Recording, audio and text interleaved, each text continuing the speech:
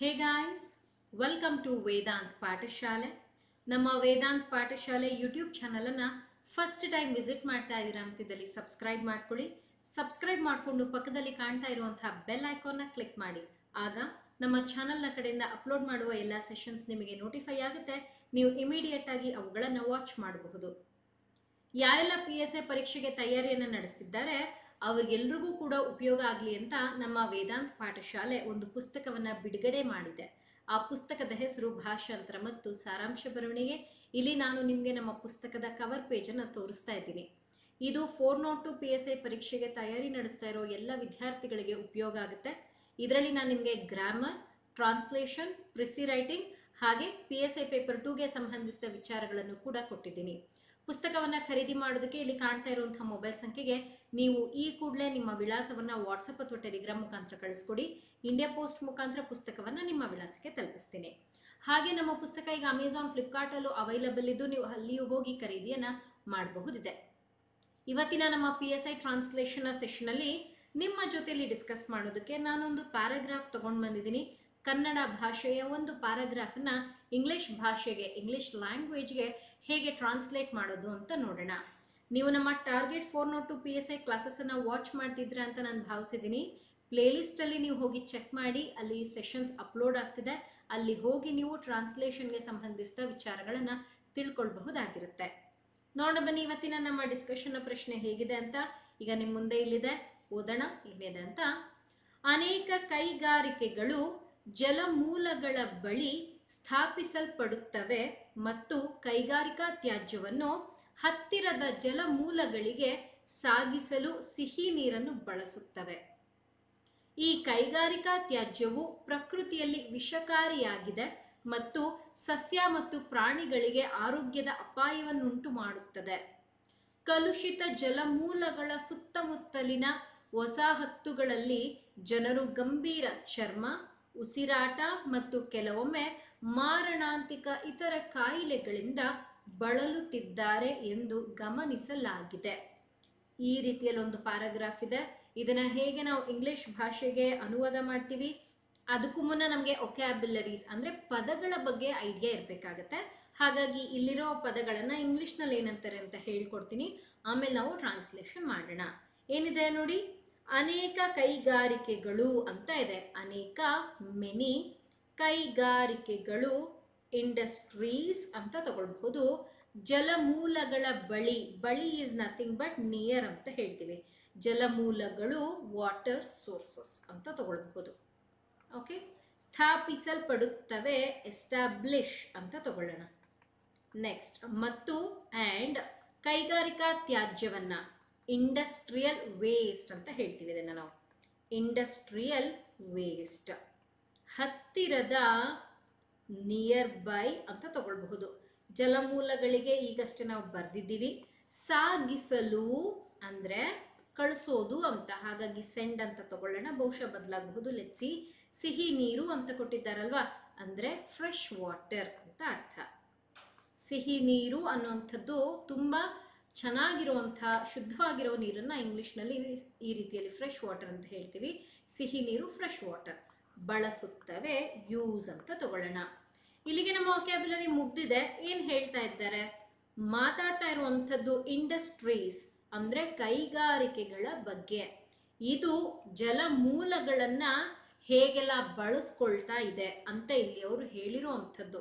ಮೊದಲನೇದಾಗಿ ನಮ್ಗಿಲ್ಲಿ ಮತ್ತು ಅಂತ ಏನ್ ಪದ ಕಾಣಿಸ್ತಾ ಇದೆ, ಇದನ್ನ ಕಂಜಂಕ್ಷನ್ ಅಂತ ಹೇಳ್ತೀವಿ. ಇಲ್ಲಿಂದ ಇಲ್ಲಿಯವರೆಗೆ ಒಂದು ವಾಕ್ಯ, ಇದನ್ನ ಒನ್ ಅಂತ ಕನ್ಸಿಡರ್ ಮಾಡೋಣ. ಇದು ದೊಡ್ಡ ವಾಕ್ಯವನ್ನ ಸ್ಪ್ಲಿಟ್ ಮಾಡ್ಕೊಂಡು ಬರೆಯೋದು ಹೇಗೆ ಅಂತ ಹೇಳ್ಕೊಡ್ತಾ ಇದ್ದೀನಿ. ಸೊ ಇದು ಒಂದು ವಾಕ್ಯ ಅಂತ ತಗೊಂಡಿದ್ದೀನಿ. ಆಮೇಲೆ ಇಲ್ಲಿಂದ ಕೈಗಾರಿಕಾ ತ್ಯಾಜ್ಯವನ್ನ ಏನ್ ಮಾಡ್ತಾರೆ, ಕೈಗಾರಿಕೆಗಳು ಏನ್ ಮಾಡ್ತವೆ, ಬಳಸ್ಕೊಳ್ತವೆ. ಅದು ನೋಡಿ ಇಲ್ಲಿದೆ, ಇದು ಎರಡನೇ ಭಾಗ. ಈ ರೀತಿಯಲ್ಲಿ ಭಾಗ ಮಾಡಿಕೊಂಡು ಲೆಂತಿ ಸೆಂಟೆನ್ಸ್ನ ನಾವು ಮುಂದಕ್ಕೆ ಹೋದಾಗ ಸಣ್ಣ ಸಣ್ಣ ವಾಕ್ಯಗಳು ನಮ್ಗೆ ಅದರಲ್ಲಿ ಸಿಗುತ್ತೆ. ಲೆಂತಿ ಸೆಂಟೆನ್ಸ್ ಬರೆಯೋಕೆ ಬಹುಶಃ ನಮಗೆ ಕಷ್ಟ ಆಗಬಹುದು. ಸ್ಮಾಲ್ ಅಥವಾ ಸಿಂಪಲ್ ಸೆಂಟೆನ್ಸ್ ಬರೆಯೋದಕ್ಕೆ ನಮ್ಗೆ ಕಷ್ಟನೇ ಆಗಲ್ಲ, ಯಾಕೆಂದ್ರೆ ಚಿಕ್ಕ ಚಿಕ್ಕದಲ್ವಾ. ನಮಗೆ 5 ರಿಂದ 6 ಪದ ಇದ್ರೆ ಹೆಚ್ಚೆಚ್ಚು, ಎಷ್ಟೊತ್ತು ಬರೆಯೋದು ತುಂಬಾ ಸುಲಭ. ಹೇಗೆ ಬನ್ನಿ ತೋರಿಸ್ತೀನಿ. ಅನೇಕ ಕೈಗಾರಿಕೆಗಳು ಜಲಮೂಲಗಳ ಬಳಿ ಸ್ಥಾಪಿಸಲ್ಪಡುತ್ತವೆ. ಫಸ್ಟ್ ಬರೆಯೋಣ, ಏನು, ಇಂಡಸ್ಟ್ರೀಸ್. ಮೆನಿ ಇಂಡಸ್ಟ್ರೀಸ್ ಆರ್ ಏನಾಗಿದೆ, ಸ್ಥಾಪಿಸಲ್ಪಡುತ್ತವೆ ಅಲ್ವಾ. ಮೆನಿ ಇಂಡಸ್ಟ್ರೀಸ್ ಆರ್ ಎಸ್ಟಾಬ್ಲಿಷ್ಡ್, ಎಲ್ಲಿ, ನಿಯರ್, ಏನ್ ಮಾಡಿದೆ, ಫಸ್ಟ್ ಇದನ್ನ ಬರ್ದೆ, ಕೈಗಾರಿಕೆಗಳು, ಇದು ಸ್ಥಾಪಿಸಲ್ಪಡುತ್ತಂತೆ, ಇದನ್ನ ಬರ್ದೆ, ಎಲ್ಲಿ ಇದು ಸ್ಥಾಪನೆ ಆಗುವಂಥದ್ದು ಅದನ್ನ ಬರಿತಾ ಇದ್ದೀನಿ, ನಿಯರ್ ವಾಟರ್ ಸೋರ್ಸಸ್ ಅಂತ ತಗೊಳ್ಬಹುದು. ಓಕೆ, ಅಥವಾ ಇದನ್ನ ನಾವೇನಂತ ಹೇಳಬಹುದು, ವಾಟರ್ ಬಾಡೀಸ್ ಅಂತ ಕೂಡ ಹೇಳಬಹುದಿದೆ. ಮೊದಲನೇ ಭಾಗ. ಅಂಡ್ ಮೊದಲನೇ ಭಾಗ ಮುಗಿತಿದ್ದ ಹಾಗೆ ಅರ್ಧ ಮುಗಿದು ಹೋಗಿದೆ, ಒಂದು ಮುಗಿತು, ಈಗ ಎರಡನೇ ಕಡೆಗೆ ಹೋಗ್ಬೇಕು. ಮತ್ತು ಅಂತ ಕೊಟ್ಟಿದ್ದಾರಲ್ವಾ, ಆ್ಯಂಡ್ ಅಂತ ತಗೊಂಡು ಮುಂದಕ್ಕೆ ಹೋಗೋಣ. ಕೈಗಾರಿಕಾ ತ್ಯಾಜ್ಯವನ್ನ ಹತ್ತಿರದ ಜಲಮೂಲಗಳಿಗೆ ಸಾಗಿಸಲು ಸಿಹಿ ನೀರನ್ನು ಬಳಸುತ್ತವೆ. ಇಲ್ಲಿ ಈ ಕೈಗಾರಿಕೆಗಳು ಏನ್ ಮಾಡ್ತಿದೆ, ಬಳಸ್ಕೊಳ್ತಾ ಇದೆ, ಬರೆಯೋಣ. ಅಂಡ್ ಯೂಸಸ್, ಏನನ್ನ ಬಳಸ್ಕೊಳ್ತಾ ಇದೆ, fresh water.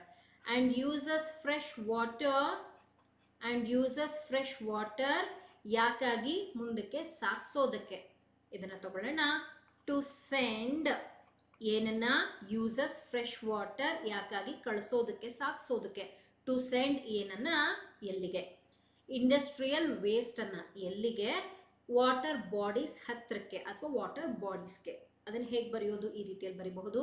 To send industrial waste, to send industrial waste ಎಲ್ಲಿಗೆ, to nearby water bodies, to nearby water bodies, ಈ ರೀತಿಯಲ್ಲಿ ಬರೀಬಹುದಿದೆ. ನಮ್ಮ ಇಡೀ ವಾಕ್ಯದಲ್ಲಿ ನಾವು ನೋಡೋದಾದ್ರೆ ನಮಗೆ ಎರಡು ವರ್ಬ್ ಇದೆ. ಮೊದಲನೇದು ಇದು, ಸ್ಥಾಪಿಸಲ್ಪಡುತ್ತವೆ, ಎರಡನೇದು ಇದು, ಬಳಸುತ್ತವೆ. ಸೊ ಎರಡೂ ವರ್ಬನ್ನ ಇಂಗ್ಲಿಷ್ನಲ್ಲಿ ಇಲ್ಲಿ ಬರ್ತಿದ್ದೀನಿ, ಒಂದು ಇಲ್ಲಿ ಬರ್ತಿದ್ದೀನಿ, ಮತ್ತೊಂದು ಇಲ್ಲಿ ಬರ್ತಿದ್ದೀನಿ. ನಾವಿಲ್ಲಿ ತಗೊಂಡಿರುವಂತಹ ಅನೇಕ ಕೈಗಾರಿಕೆಗಳು ಅನ್ನೋ ಕಾನ್ಸೆಪ್ಟ್ ಸಬ್ಜೆಕ್ಟ್ ಆಗಿದೆ, ಇದು ವರ್ಬ್ ಆಗಿದೆ. ಈ ಭಾಗ ನಮ್ಗೆ ಏನಾಗುತ್ತೆ, ಆಬ್ಜೆಕ್ಟ್ ಆಗುತ್ತೆ. ಇಲ್ಲಿ ಬಂದಾಗ ಬಳಸುತ್ತವೆ ಅನ್ನುವಂಥದ್ದು ವರ್ಬ್ ಆಗುತ್ತೆ, ಇನ್ನು ಇಷ್ಟು ಕಾನ್ಸೆಪ್ಟ್ ಏನಾಗುತ್ತೆ, ಆಬ್ಜೆಕ್ಟ್ ಆಗುತ್ತೆ. ಇಲ್ಲಿ ನೀವು ನೋಡಬಹುದು ಹೇಗೆ ಇಲ್ಲಿ ನಾನು ಬರ್ತಿದ್ದೀನಿ ಅಂತ. And many industries subject, established verb, ಎಲ್ಲಿ ಎಸ್ಟಾಬ್ಲಿಷ್ ಮಾಡಿರೋದು, ಹತ್ರದಲ್ಲಿ, ಯಾವುದರ ಹತ್ರದಲ್ಲಿ, ನಿಯರ್ ವಾಟರ್ ಬಾಡೀಸ್, ಅದೇನಾಯ್ತು, ಆಬ್ಜೆಕ್ಟ್ ಆಯ್ತು. So as you can notice, ಇಲ್ಲಿ ನಾನು ವಾಕ್ಯವನ್ನು ರಚನೆ ಮಾಡೋದಕ್ಕೆ ತಗೊಂಡಿರುವಂತಹ formula subject plus verb plus object ಆಗಿದೆ. ಇಲ್ಲಿ ಬಂದಾಗ ಮೇನ್ ನಮ್ಮ ಸಬ್ಜೆಕ್ಟ್ ಆಗಿರೋದೇನು, ಮೆನಿ ಇಂಡಸ್ಟ್ರೀಸ್, ಹಾಗಾಗಿ ಡೈರೆಕ್ಟ್ ವರ್ಬ್ ಅನ್ನ ತಗೊಂಡಿದ್ದೀವಿ. ಇಂಡಸ್ಟ್ರೀಸ್ ಎಲ್ಲೋ ಸ್ಥಾಪನೆ ಆಗಿದೆ ಅಂಡ್ ಅದನ್ನೇನೋ ಬಳಸ್ಕೊಳ್ತಾ ಇದೆ, ಅದನ್ನೇ ಇಲ್ಲಿ ನಾವು ಬರ್ದಿರೋದು. ಸ್ಥಾಪನೆ ಆಗಿರೋದು, ಬಳಸ್ತಾ ಇರೋದು, ಎಲ್ಲಿ ಸ್ಥಾಪನೆ ಆಗಿದೆ, ಏನನ್ನ ಬಳಸ್ಕೊಳ್ತಾ ಇದೆ, ಈ ರೀತಿಯಲ್ಲಿ ವಾಕ್ಯವನ್ನ ಬರೀಬಹುದಿದೆ. ಮೊದಲನೇ ವಾಕ್ಯ ಇದಾಗಿತ್ತು. ಬನ್ನಿ ಎರಡನೇ ವಾಕ್ಯದ ಕಡೆಗೆ ಹೋಗೋಣ. ಈ ರೀತಿಯಲ್ಲಿದೆ. ಈ ಅಂತಿದೆ ಅಲ್ವಾ, ದಿಸ್ ಅಂತ ತಗೊಳ್ಳೋಣ. ಈಗಷ್ಟೇ ಕೈಗಾರಿಕಾ ತ್ಯಾಜ್ಯ, ಇಂಡಸ್ಟ್ರಿಯಲ್ ವೇಸ್ಟ್ ಅಂತ ನಾವು ಬರ್ದಿದ್ದೀವಿ, ಅಲ್ಲಿ ಶೋ ಯು. ಮತ್ತೊಮ್ಮೆ ಬರೆಯೋದು ನೀಡಿಲ್ಲ. ವೊಕ್ಯಾಬ್ಯುಲರಿ ಅಷ್ಟೇ, ನಿಮಗೆ ಗೊತ್ತಿಲ್ಲ, ನೀವು ಮರ್ತು ಹೋಗ್ತೀರಾ, ಹೊಸದಾಗಿ ಫಸ್ಟ್ ಟೈಮ್ ಕೇಳ್ತಾ ಇದ್ದೀರಾ ಅಂತ ಅನ್ನಿಸೋವನ್ನ ಮಾತ್ರ ಬರ್ಕೊಳ್ಳಿ, ಎಲ್ಲವನ್ನ ಬರ್ಕೊಳ್ಳೋದು ಬೇಡ. ಓಕೆ, ಬಿಕಾಸ್ ಬಹಳಷ್ಟು ವಿದ್ಯಾರ್ಥಿಗಳು ನಮ್ಮ ಕ್ಲಾಸಸ್ ಅನ್ನ ನೋಡ್ತಾರೆ, ಎಲ್ಲ ಗೊತ್ತಿರೋರು ನೋಡ್ತಾರೆ, ಈಗಿನ್ನ ಪ್ರಾರಂಭ ಮಾಡಿರೋರು ನೋಡ್ತಾರೆ, ಅರ್ಧಂಬರ್ಧ ಸ್ವಲ್ಪ ಗೊತ್ತಿದೆ ಸ್ವಲ್ಪ ಡೌಟ್ ಇದೆ ಅನ್ನೋರು ನೋಡ್ತಾರೆ. ಹಾಗಾಗಿ ನಾನು ಎಲ್ಲದಕ್ಕೂ ಕೂಡ ನಿಮಗೆ ವೊಕ್ಯಾಬ್ಯುಲರಿನ ಬರೆದು ತೋರಿಸ್ತೇನೆ. ಪ್ರಕೃತಿಯಲ್ಲಿ ಅಂತಿದೆ ಅಲ್ವಾ, ಇದನ್ನೇನಂತ ತಗೊಳ್ಳೋಣ, ಎನ್ವಿರಾನ್ಮೆಂಟ್ ಅಂತ ತಗೊಳ್ಳೋಣ. ವಿಷಕಾರಿಯಾಗಿದೆ, ವಿಷಕಾರಿ ಅಂತಂದ್ರೆ ಟಾಕ್ಸಿಕ್ ಅಂತ ಹೇಳ್ತೀವಿ. ಮತ್ತು ಅಂಡ್ ಸಸ್ಯ ಮತ್ತು ಪ್ರಾಣಿಗಳಿಗೆ ಅಂತ ಕೊಟ್ಟಿದ್ದಾರೆ. ಇದನ್ನ ನಾವೇನಂತ ಹೇಳಬಹುದು, ಪ್ಲಾಂಟ್ಸ್ ಅಂಡ್ ಅನಿಮಲ್ಸ್ ಅಂತ ಹೇಳಬಹುದು. ಆರೋಗ್ಯದ, ಹೆಲ್ತ್, ಅಪಾಯ, ಡೇಂಜರ್, ಉಂಟು ಮಾಡುತ್ತದೆ, ಇದನ್ನ ಕಾಸಸ್ ಅಂತ ತಗೊಳ್ತೀವಿ. ನೋಡಿ ಇಲ್ಲಿಗೆ ನಮ್ಮ ವೊಕ್ಯಾಬ್ಯುಲರಿ ಮುಗಿತು. ಇಲ್ಲೂ ಕೂಡ ನಮಗೊಂದು ಮತ್ತು ಅನ್ನೋ ಪದ ಕಾಣ್ತಿದೆ. ಇದರ ಸಹಾಯದಿಂದ ನಾವೇನ್ ಮಾಡಬಹುದು, ವಾಕ್ಯವನ್ನ ಬ್ರೇಕ್ ಮಾಡ್ಕೊಳ್ಬಹುದು, ಲೆಂತಿ ಸೆಂಟೆನ್ಸಸ್ ಸ್ಮಾಲ್ ಮಾಡ್ಕೊಳ್ಬಹುದು. ಇದು ಮೊದಲನೇ ಭಾಗ.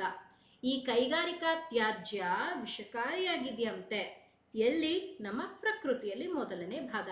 ಎರಡನೇ ಭಾಗದಲ್ಲಿ ವಿಷಕಾರಿಯಾಗಿರುವಂಥ ಈ ಕೈಗಾರಿಕಾ ತ್ಯಾಜ್ಯ ಯಾರಿಗೆ ಪ್ರಾಬ್ಲಮ್ ಅನ್ನ ಉಂಟು ಮಾಡ್ತಿದೆ, ಪ್ಲಾಂಟ್ಸ್ ಅಂಡ್ ಅನಿಮಲ್ಸ್. ಹೇಗೆ, ಅದರ ಹೆಲ್ತ್ನ ಮೇಲೆ ಪರಿಣಾಮವನ್ನ ತೋರಿಸೋ ಮುಖಾಂತರ ಅದನ್ನ ಇಲ್ಲಿ ಹೇಳಿದರೆ. This is second part. In this way we have to divide the sentence. In this way we have to divide a lengthy sentence and we can get very small sentences. ಈ ರೀತಿಯಲ್ಲಿ ನಾವು ಸೆಂಟೆನ್ಸಸ್ನ ಬ್ರೇಕ್ ಮಾಡ್ಕೊಳ್ಬೇಕಾಗತ್ತೆ. ನಾನು ನಿಮ್ಗೆ ಹೇಳ್ತಿರ್ತೀನಿ, if you notice any such punctuations, ಇಂಥದ್ದೇನಾದ್ರೂ brackets ಇರಬಹುದು, ಇವೆಲ್ಲ ನಮಗೆ ವಾಕ್ಯದಲ್ಲಿರುತ್ತೆ. ಇದಿಲ್ವಾ, ನಿಮಗೆ ಮತ್ತು ಅನ್ನೋ ಪದ ಇದ್ದೇ ಇರುತ್ತೆ. ಲೆಂತಿ ಸೆಂಟೆನ್ಸ್ ಒಂದೇ ಸಮ ಮುಂದಕ್ಕೆ ಹೋಗಲ್ಲ, ಅಲ್ಲಿಗೆ ಒಂದು ನಿಮಗೆ ಕಂಜಂಕ್ಷನ್ ಅನ್ನೋ ಪದ ಬೇಕೇ ಬೇಕಾಗತ್ತೆ. ಅಲ್ಲಿ ಮತ್ತು ಅಂತಿರಬಹುದು, ಏಕೆಂದರೆ ಅಂತ ಇರಬಹುದು, ಅಥವಾ ಅನ್ನೋ ಪದನೇ ಇರಬಹುದು. ಇಟ್ ಕ್ಯಾನ್ ಬಿ ಎನಿಥಿಂಗ್, ಏನ್ ಬೇಕಾದ್ರೂ ಅಲ್ಲಿ ಇರಬಹುದಿರುತ್ತೆ. ಇಂಥವನ್ನ ನೀವು ನೋಡಬೇಕು. ಅಲ್ಲಿಗೆ ಈ ರೀತಿಯಲ್ಲಿ ಮಾರ್ಕ್ ಮಾಡಿಕೊಂಡು ವಾಕ್ಯವನ್ನ ಬ್ರೇಕ್ ಮಾಡ್ಕೊಳ್ಳಿ. ಎಕ್ಸಾಮ್ನಲ್ಲಿ ಇಷ್ಟು ಟೈಮ್ ಇರುತ್ತೆ. ಇದೆಲ್ಲ ನಿಮ್ಮ ಮೈಂಡ್ನಲ್ಲಿ ನಡಿಬೇಕಾಗತ್ತೆ. ಆನ್ಸರ್ ಶೀಟಲ್ಲಿ ಬರೆಯೋಕ್ಕಾಗಲ್ಲ. ನೀವು ಪ್ರತಿನಿತ್ಯ ಪ್ರಾಕ್ಟೀಸ್ ಮಾಡ್ತೀರಾ ಅಂತಂದಾಗ, ಈಗ ನಾನು ವಾಕ್ಯವನ್ನ ನೀವು ಗಮನಿಸಬಹುದು. I have no return answer for this. ನಾನು ತಗೊಂಡು ಬಂದು ನಿಮ್ಮ ಮುಂದೆ ಡೈರೆಕ್ಟ್ ಆಗಿ ಡಿಸ್ಕಸ್ ಮಾಡ್ತಾ ಇದ್ದೀನಿ. ಏನ್ ಮಾಡ್ತಾ ಇದ್ದೀನಿ ಇಲ್ಲಿ, ನಾನು ವಾಕ್ಯವನ್ನ ಡಿವೈಡ್ ಮಾಡ್ಕೊಳ್ತಾ ಇದ್ದೀನಿ. Do that in your mind when you are sitting in the examination hall. ನೀವು ಎಕ್ಸಾಮ್ ಹಾಲ್ನಲ್ಲಿ ಕೂತಿದ್ದೀರಾ ಅಂತಂದಾಗ ನಿಮ್ಮ ಮುಂದೆ ಕ್ವೆಶ್ಚನ್ ಪೇಪರ್ ಇರುತ್ತೆ ಅಲ್ವಾ, ಅದನ್ನ ನೀವು ಹೇಗೆ ಓದಬೇಕಾಗುತ್ತೆ, ನೀವು ಅದನ್ನ ಗಮನವಿಟ್ಟು ಓದಬೇಕಾಗತ್ತೆ. You have to read it to understand. ಪರೀಕ್ಷೆ ಬರೆಯೋದು ಆಮೇಲೆ, ಅರ್ಥ ಆದ್ರೆ ಅಲ್ವಾ ಮುಂದಕ್ಕೆ ಹೋಗೋಕ್ಕಾಗೋದು. ತುಂಬಾ ಜನ ಇದೊಂದು ಮಿಸ್ಟೇಕ್ ಅನ್ನ ಮಾಡ್ತೀರಾ. You will be concentrating on getting marks, ಅದು ಬೇಕು, ನಾನಿಲ್ಲ ಅಂತ ಹೇಳಲ್ಲ. ಹಾಗಂತ ಹೇಳಿ ಕೊಟ್ಟಿರೋ ಕ್ವೆಶ್ಚನ್ ಅರ್ಥ ಆಗಿಲ್ಲ ಅಂದ್ರೆ ನೀವು ಅಂಕಗಳನ್ನ ಹೇಗೆ ತಗೊಳ್ತೀರಾ ಅಲ್ವಾ. ಹಾಗಾಗಿ ಯಾವುದೇ ಪ್ರಶ್ನೆಯನ್ನ ನೀವು ಪರೀಕ್ಷಾ ಕೊಠಡಿಯಲ್ಲಿ ಕೂತ್ಕೊಂಡು ಓದ್ತಾ ಇದ್ದೀರಾ ಅಂತಿದ್ದಲ್ಲಿ ಅರ್ಥ ಮಾಡ್ಕೊಳ್ಳುವ ಪ್ರಯತ್ನ ಮೊದಲು ನಿಮ್ಮದಾಗಿರ್ಬೇಕು. ಅರ್ಥ ಆದ್ರೆ ಎಲ್ಲ ಆನ್ಸರು ಒಂದರಿಂದ ಒಂದು ಬರ್ಕೊಂಡು ಹೋಗ್ತೀರಾ. ಅಂಕಗಳು, ನಿಮಗೆ ಮಾರ್ಕ್ಸ್, ಅಂಕಗಳು ಅಂತೇನು ಹೇಳ್ತೀವಿ, ಅದು ಕೂಡ ಹೆಚ್ಚಾಗಿ ಸಿಗುತ್ತೆ. ಹಾಗಾಗಿ ನೆನ್ಪಿಟ್ಕೊಳ್ಳಿ, whenever you are doing this thing, I mean the vocabulary, ಏನಾದರೂ ಯೋಚನೆ ಮಾಡ್ತಾ ಇರ್ತೀರಾ, ಸೆಂಟೆನ್ಸ್ ಬ್ರೇಕ್ ಮಾಡ್ಕೊಳ್ಬೇಕು, ಹೇಗೆ ಅದೆಲ್ಲ ನಿಮ್ಮ ಮೈಂಡ್ನಲ್ಲಿ ನಡಿಬೇಕು. It is set to be a mind mapping. ಅದು ನಿಮ್ಗೆ ಏನು ಮಾಡುತ್ತೆ, ಈ ಕಡೆ ನಾನು ಇಲ್ಲೇನು ಬರಿತೀನಲ್ವಾ, ಈ ಟ್ರಾನ್ಸ್ಲೇಷನ್ ಅನ್ನು ಬರೆಯೋದಕ್ಕೆ ನಿಮಗೆ ಸಹಾಯ ಮಾಡುತ್ತೆ. ಇದೆಲ್ಲ ಒಂದಿನ 2 ದಿನದಲ್ಲಿ ಬರೋದಲ್ಲ. It will never come only by practicing 1 day, 2 day, 1 week, 1 month. No, it should be a continuous practice. ಪ್ರತಿನಿತ್ಯ ನೀವು ಪ್ರಾಕ್ಟೀಸ್ ಮಾಡಬೇಕು. It should be a routine to you. ನಿಮ್ಗದು ರೂಢಿ ಆಗ್ಬಿಡ್ಬೇಕು. ಸೊ ಹೇಗೆ ನಾವು ಎದ್ದು ಫ್ರೆಶ್ ಅಪ್ ಆಗಿ ಬ್ರೇಕ್ಫಾಸ್ಟ್ ಮಾಡಿ ಮುಂದಿನ ಕೆಲಸ ಮಾಡ್ತೀವಲ್ವಾ, ಅದೇ ರೀತಿ. ಬಿಕಾಸ್ ನೀವು ಎಕ್ಸಾಮನ್ನು ಕ್ಲಿಯರ್ ಮಾಡಬೇಕಿದೆ. This is your dream project of your life. ನಿಮ್ಮ ಜೀವನದ ಇದೊಂದು ಕನಸಾಗಿದೆ ಅಂತಿದ್ದಲ್ಲಿ ಈ ಕಡೆಗೆ ನಾವು ಎಷ್ಟು ಗಮನ ಕೊಟ್ಟು ಓದಬೇಕಾಗತ್ತೆ. ಹಾಗಾಗಿ ಪ್ರತಿನಿತ್ಯ ಟ್ರಾನ್ಸ್ಲೇಷನ್ ಪ್ರಾಕ್ಟೀಸ್ ಮಾಡಿ. ನಮ್ಮ ಚಾನಲಲ್ಲೇ ನೋಡಿದ್ರೆ ನಿಮ್ಗೆ ಹತ್ತಿರ 1,000ಕ್ಕೂ ಹೆಚ್ಚು ಟ್ರಾನ್ಸ್ಲೇಷನ್ ವಿಡಿಯೋಸ್ ಇದೆ. ನಾನು ಅಷ್ಟು ಟ್ರಾನ್ಸ್ಲೇಷನ್ ವಿಡಿಯೋ ನಿಮಗಾಗಿ ಮಾಡಿಕೊಟ್ಟಿದ್ದೀನಿ. ಕಂಪ್ಲೀಟ್ಲಿ ಫ್ರೀ ಇದೆ. ಬಿಡುವಿದ್ದಾಗೆಲ್ಲ ಕ್ಲಾಸಸ್ ನೋಡಿ, ನೋಡಿದ ತಕ್ಕ ಹಾಗೆ ಪ್ರಾಕ್ಟೀಸ್ ಮಾಡಿ.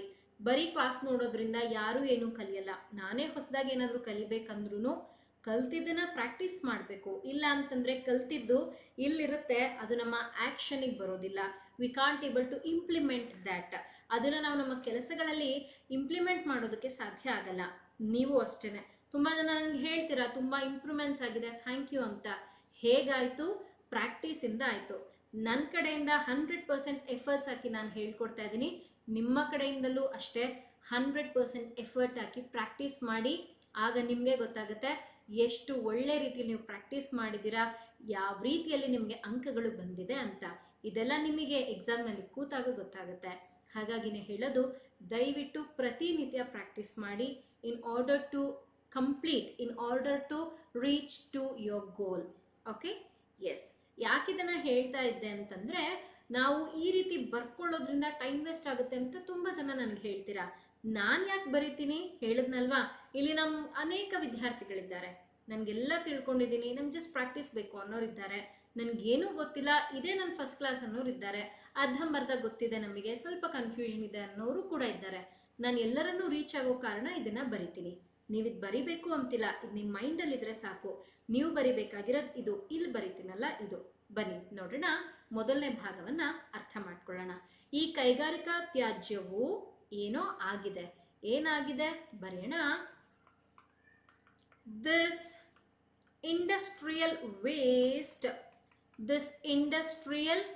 ವೇಸ್ಟ್ ಏನಾಗಿದೆ, ಹ್ಯಾಸ್ ಬಿಕಮ್ ಅಂತ ತಗೊಳ್ಬಹುದು ನೀವು. ಓಕೆ, ಹ್ಯಾಸ್ ಬಿಕಮ್ ಟಾಕ್ಸಿಕ್, ವಿಷಕಾರಿ, ಟಾಕ್ಸಿಕ್, ಎಲ್ಲಿ? In the environment. ಓಕೆ, ಈ ರೀತಿಯಲ್ಲಿ ತಗೊಳ್ಬಹುದು, ಇನ್ ದಿ ಎನ್ವಿರಾನ್ಮೆಂಟ್. ಅದಾದ್ಮೇಲೆ ಮತ್ತು ಅಂತಿದೆ ಅಲ್ವಾ, ಆ್ಯಂಡ್ ಅಂತ ತಗೊಳ್ಳಿ. ನೆಕ್ಸ್ಟ್ ಎರಡನೇ ಭಾಗ ಏನಿದೆ, ಸಸ್ಯ ಮತ್ತು ಪ್ರಾಣಿಗಳಿಗೆ ಇದು ಅಪಾಯವನ್ನು ಉಂಟು ಮಾಡ್ತಿದ್ಯಂತೆ. ಬರೆಯೋಣ, and causes danger, and causes danger ಯಾವುದರ ಮೇಲೆ? On the health of plants and animals, ಅಥವಾ affects the health of plants and animals. ಈ ರೀತಿಯಲ್ಲೂ ಕೂಡ ಬರೀಬಹುದಿದೆ. ಹೀಗೆ ಇಲ್ಲಿ ನಾನು ವಾಕ್ಯವನ್ನು ತಗೊಂಡಿದ್ದೀನಿ. ಆಸ್ ಯು ಕ್ಯಾನ್ ನೋಟಿಸ್, 2 ಭಾಗಗಳಲ್ಲಿ ವಾಕ್ಯವನ್ನು ಬರೆಯಲಾಗಿದೆ. ಇದೇ ಮೊದಲನೇ ಭಾಗ, ಇದೇ ಎರಡನೇ ಭಾಗ. ಓಕೆ, ಇದು ಮೊದಲ 2 ವಾಕ್ಯಗಳಾಗಿದ್ವು. ಬನ್ನಿ ಮೂರನೇ ವಾಕ್ಯದ ಕಡೆಗೆ ಹೋಗೋಣ. ನೀವೇನಾದ್ರೂ PSI ಪರೀಕ್ಷೆಗೆ ತಯಾರಿಯನ್ನ ನಡೆಸ್ತಾ ಇದ್ದೀರಾ, ಅಥವಾ 545 ಹಾಗೆ 402 ಪರೀಕ್ಷೆಗೆ ನಿಮ್ಮ ಸಿದ್ಧತೆ ಏನಾದ್ರೂ ನಡೀತಾ ಇದೆಯಾ? ಹಾಗಿದ್ದಲ್ಲಿ ನಿಮಗಾಗಿ ಅಂತ ವೇದಾಂತ್ ಪಾಠಶಾಲೆ ಒಂದು ಕ್ರಾಶ್ ಕೋರ್ಸ್ ಅನ್ನ ಪ್ರಾರಂಭ ಮಾಡಿದೆ. ಇದರಲ್ಲಿ ಪೂರ್ತಿ PSI ಪೇಪರ್ 1ಗೆ ಬೇಕಾಗಿರುವಂತಹ translation, precis writing, essay 3 concepts basic ಇಂದ ಹೇಳ್ಕೊಡ್ತಾ ಇದ್ದೀನಿ. ಹಾಗೆ ನಿಮಗೆ ಪ್ರತಿಯೊಂದು ಸೆಷನ್ ನ PDF ನೋಟ್ಸ್ ಕೂಡ ಸಿಗುತ್ತೆ. ನಮ್ಮ ವೇದಾಂತ್ ಪಾಠಶಾಲೆ ಕಡೆಯಿಂದ ಒಂದು ಪುಸ್ತಕವನ್ನು ಕೂಡ ಈ ಕೋರ್ಸ್ ನಲ್ಲಿ ನಾವು ಪ್ರೊವೈಡ್ ಮಾಡ್ತಾ ಇದ್ದೀವಿ. ಪುಸ್ತಕ ನಿಮ್ಮ ಅಡ್ರೆಸ್ಗೆ ಬಂದು ತಲುಪುತ್ತೆ. ಅದನ್ನ ನೋಡ್ಕೊಂಡು ಕೂಡ ನೀವು ಪ್ರಾಕ್ಟೀಸ್ ಮಾಡಬಹುದು. ಕನ್ನಡ ಹಾಗೆ ಇಂಗ್ಲಿಷ್ ಎರಡೂ ಭಾಷೆಯಲ್ಲಿದ್ದು ಟಾಪ್ ಕರೆಂಟ್ ಅಫೇರ್ಸ್ ಹಾಗೆ ಜನರಲ್ ಟಾಪಿಕ್ ಎರಡೂ ಕೂಡ ನಿಮಗೆ ಇದರಲ್ಲಿ ಸಿಗುತ್ತೆ. ಹೆಚ್ಚಿನ ಮಾಹಿತಿಗೆ ಈ ನಂಬರ್ ಅನ್ನ ಈ ಕೂಡಲೇ ಕಾಂಟ್ಯಾಕ್ಟ್ ಮಾಡಿ. ಸೆಷನ್ ನ 3ನೇ ವಾಕ್ಯ ಹೀಗಿದೆ, ಕಲುಷಿತ ಜಲಮೂಲಗಳ ಸುತ್ತಮುತ್ತಲಿನ ಅಂತ ಕೊಟ್ಟಿದ್ದಾರೆ. ಕಲುಷಿತ, contaminate, toxic, anything is okay. ಜಲಮೂಲಗಳು ವಾಟರ್ ಬಾಡೀಸ್ ಅಂತ ತಗೊಳ್ಳಿ. ಸುತ್ತಮುತ್ತಲಿನ ಅಂತ ಕೊಟ್ಟಿದ್ದಾರಲ್ವಾ, ಅರೌಂಡ್ ಅಂತ ತಗೊಳ್ಳೋಣ. ವಸಾಹತುಗಳಲ್ಲಿ ಅಂತಿದೆ, ಸೆಟಲ್ಮೆಂಟ್ಸ್ ಅಂತ ತಗೊಳ್ಳಿ. ಜನರು, ಪೀಪಲ್. ಗಂಭೀರ, ಸೀರಿಯಸ್ ಅಂತ ತಗೊಳ್ಳೋಣ. ನೆಕ್ಸ್ಟ್ ಚರ್ಮ ಅಂತ ಕೊಟ್ಟಿದ್ದಾರೆ, ಸ್ಕಿನ್, ಕಮ. ಉಸಿರಾಟ, ರೆಸ್ಪಿರೇಟರಿ, ರೆಸ್ಪಿರೇಟರಿ ಅಂತ ತಗೊಳ್ಳೋಣ. ಮತ್ತು ಆ್ಯಂಡ್ ಕೆಲವೊಮ್ಮೆ ಫ್ಯೂ ಟೈಮ್ಸ್. ಮಾರಣಾಂತಿಕ, this is set to be life threatening. ತಗೊಳ್ತಾ ಇದ್ದೀನಿ, ಲೈಫ್ ಥ್ರೆಟನಿಂಗ್ ಅಂತ. ಇತರೆ ಅಂತಿದೆ ಅಲ್ವಾ, ಇತರ, ಅದರ್. ಕಾಯಿಲೆಗಳಿಂದ ಡಿಸೀಸಸ್ ಅಂತ ಬರುತ್ತೆ. ಬಳಲುತ್ತಿದ್ದಾರೆ, ಸಫರಿಂಗ್ ಅಂತ ಬರುತ್ತೆ. ಎಂದು ಏನ್ ಮಾಡಲಾಗಿದೆ, ಗಮನಿಸಲಾಗಿದೆ. ಗಮನಿಸೋದು ಅಂದ್ರೇನು, ಅಬ್ಸರ್ವ್. Okay, S. ಇಲ್ಲಿಗೆ ನಮ್ಮ ವೊಕ್ಯಾಬ್ಯುಲರಿ ಮುಗ್ದಿದೆ. ಏನ್ ಹೇಳ್ತಾ ಇದ್ದಾರೆ ಅಂತ ಅರ್ಥ ಮಾಡ್ಕೊಳ್ಳೋಣ ಬನ್ನಿ. ಕಲುಷಿತ ಅಥವಾ ಟಾಕ್ಸಿಕ್ ಅಥವಾ ಕಂಟ್ಯಾಮಿನೇಟ್ ಎರಡೂ ಬರ್ದಿರ್ತೀನಿ. ಕಂಟಾಮಿನೇಟ್ ಅಂತ ಹೇಳ್ತೀವಿ. ಸೊ ಇಂತಹ ಜಾಗಗಳಲ್ಲಿ ವಾಸ ಮಾಡುವಂಥ ಜನರು ಸ್ಕಿನ್, ರೆಸ್ಪಿರೇಟರಿ, ಕೆಲವೊಮ್ಮೆ ಲೈಫ್ ಥ್ರೆಟನಿಂಗ್ ಡಿಸೀಸಸ್ಗೂ ಕೂಡ ಅವರು ತುತ್ತಾಗಬಹುದು ಅಥವಾ ಅವ್ರು ಅದರಿಂದ ಸಫರ್ ಮಾಡಬಹುದಿರುತ್ತೆ. ಅದನ್ನ ಇಲ್ಲಿ ಹೇಳಿರೋ ಅಂಥದ್ದು. ಹೇಗೆ ಬರೀತೀವಿ ಇದನ್ನ ಬನ್ನಿ ಬರೆಯೋಣ. People, people who are in the surroundings of, this is better, around ಗಿಂತಲೂ, in the surroundings of ಯಾವುದರ ಸುತ್ತಮುತ್ತಲಿನ, contaminated ಅಥವಾ toxic water bodies. okay, water bodies ಏನಾಗ್ತಾರೆ, ಸಫರ್ ಆಗ್ತಾರೆ. ಬರೆಯೋಣ, ವಾಟರ್ ಬಾಡೀಸ್ ಸಫರ್ ಫ್ರಮ್ ಒಂದೊಂದೇ ಸ್ಕಿನ್, ಅದಾದ್ಮೇಲೆ ರೆಸ್ಪಿರೇಟರಿ, ಅದಾದ್ಮೇಲೆ ಆ್ಯಂಡ್ ಮತ್ತು few times life threatening, few times life threatening diseases. Okay, ಇಲ್ಲಿವರೆಗೂ ಈ ವಿಚಾರಗಳನ್ನ ಬರೆದಿದ್ದೀವಿ ಎಂದು ಗಮನಿಸಲಾಗಿದೆ. ಇದನ್ನ ಹೇಗೆ ಬರೆಯೋದು ನೋಡಿ. People who are suffering in the surroundings of contaminated water bodies suffer from ಯಾವುದರಿಂದ? Skin, respiratory and few times life threatening diseases, and this has been observed. ಈ ರೀತಿಯಲ್ಲಿ ತಗೊಳ್ಳಲಾಗಿದೆ. ಹೀಗೆ ನಾನು ಇಲ್ಲಿ ವಾಕ್ಯವನ್ನ ಬರೆದಿದ್ದೀನಿ. ಮೊದಲನೇದಾಗಿ ಇಲ್ಲಿ ಜನರ ಕಂಡೀಷನ್ನ ಬಗ್ಗೆ ಬರೆದಿರೋದು, ಇಷ್ಟು ಕೂಡ ಅದೇನೆ. ಈ ವಿಚಾರವನ್ನ ಗಮನಿಸಲಾಗಿದೆ ಅಂತ ಆಮೇಲೆ ಬರೆದಿರೋದು. ಇಲ್ಲಿ ಪೀಪಲ್ ಏನಿದ್ದಾರೆ ಇವರೇ ಸಬ್ಜೆಕ್ಟ್ ಆಗ್ತಾರೆ. ಸಫರ್ ಅನ್ನೋದು ವರ್ಬ್ ನೋಡಿ, ಬಳಲುತ್ತಿದ್ದಾರೆ ಅಲ್ವಾ. ಇಲ್ಲಿ ಯಾವುದರಿಂದ ಅವ್ರು ಬಳಲ್ತಾ ಇರೋದು ಈ ಕಾನ್ಸೆಪ್ಟ್ ಅನ್ನ ಬರೆಯಲಾಗಿದೆ. ಇದನ್ನ ಆಬ್ಜೆಕ್ಟ್ ಅಂತ ತಗೊಳ್ಬಹುದು. ಇಷ್ಟು ವಿಚಾರವನ್ನ ಗಮನಿಸಲಾಗಿದೆ ಅಂತ ಇಲ್ಲಿ ತಗೊಂಡಿದ್ದೀನಿ. ಹೀಗೆ ನೀವು ಯಾವುದೇ ಒಂದು ವಾಕ್ಯವನ್ನ ಅಥವಾ ಒಂದು ಪ್ಯಾರಾಗ್ರಾಫ್ ಅನ್ನ, ಇಟ್ ಕ್ಯಾನ್ ಬಿ ಎನಿಥಿಂಗ್. ಇಲ್ಲಿ ನಾನು ತಗೊಂಡಂತಹ paragraph, it was a moderate paragraph. Why? Because I can say it was a simple one. Why? Because you can notice the length of a sentence. ಹೇಗಿದೆ sentence structure, ಯಾವ ರೀತಿಯಲ್ಲಿ ತಗೊಂಡಿದ್ದೀವಿ, ಎಷ್ಟು ಉದ್ದ ಇತ್ತು ಈ ಸೆಂಟೆನ್ಸ್ ಎಲ್ಲ ನಿಮ್ಮ ಕಣ್ಮುಂದೆ ಇದೆ. ಇಂತಹ ಲೆಂತಿ ಅಥವಾ ಮೊನ್ನೆ ಸೆಷನಲ್ಲಿ ನಾನು ಡಿಸ್ಕಸ್ ಮಾಡಿದ್ದೆ combination of simple and moderate sentences, ಆ ರೀತಿಯಲ್ಲೂ ಬರಬಹುದಿರುತ್ತೆ. ಯಾವ ರೀತಿಯಲ್ಲಾದರೂ ಅವ್ರು ಕೊಡಲಿ, ನೀವು ಪ್ರಾಕ್ಟೀಸ್ ಮಾಡಿದ್ರೆ ಯಾಕೆ ತಲೆ ಕೆಡಿಸ್ಕೊಳ್ತೀರಾ? ವಿಚಾರಗಳು ಗೊತ್ತಿದ್ರೆ ಬರೆಯೋದು ಎಷ್ಟೊತ್ತು ಅಲ್ವಾ. ಸೊ ಇವತ್ತಿನ ಸೆಷನಲ್ಲಿ ಈ ಒಂದು ವಿಚಾರಗಳನ್ನು ನಿಮ್ಮ ಜೊತೆಲಿ ಡಿಸ್ಕಸ್ ಮಾಡಿದೆ. I hope you have understood our today's session. ಇವತ್ತಿನ ಸೆಷನ್ ಇಷ್ಟ ಆದಲ್ಲಿ ಲೈಕ್ ಮಾಡೋದನ್ನ ಮರಿಬೇಡಿ. ಚಾನಲ್ಗೆ ಹೊಸಬ್ರಿದ್ದೀರಾ ಅಂತಿದ್ದಲ್ಲಿ ತಪ್ಪದೇ ಸಬ್ಸ್ಕ್ರೈಬ್ ಮಾಡ್ಕೊಳ್ಳಿ. ನೀವೇನಾದರೂ ನಮ್ಮ ವೇದಾಂತ್ ಪಾಠಶಾಲೆ ಕಡೆಯಿಂದ ಬಿಡುಗಡೆ ಮಾಡಿರೋ ಪುಸ್ತಕವನ್ನು ಖರೀದಿ ಮಾಡಬೇಕು ಅಥವಾ ನಮ್ಮ ವೇದಾಂತ್ ಪಾಠಶಾಲೆ ಕಡೆಯಿಂದ ನಿಮಗಾಗಿ 402 PSI ಕ್ರಾಶ್ ಕೋರ್ಸನ್ನು ನಡೆಸಲಾಗ್ತಿದೆ. ಅಲ್ಲೀಗ ರೆಕಾರ್ಡೆಡ್ ಕ್ಲಾಸಸ್ನ ಜೊತೆಯಲ್ಲಿ ಲೈವ್ ಕ್ಲಾಸಸ್ ಕೂಡ ಅವೈಲಬಲ್ ಇದೆ.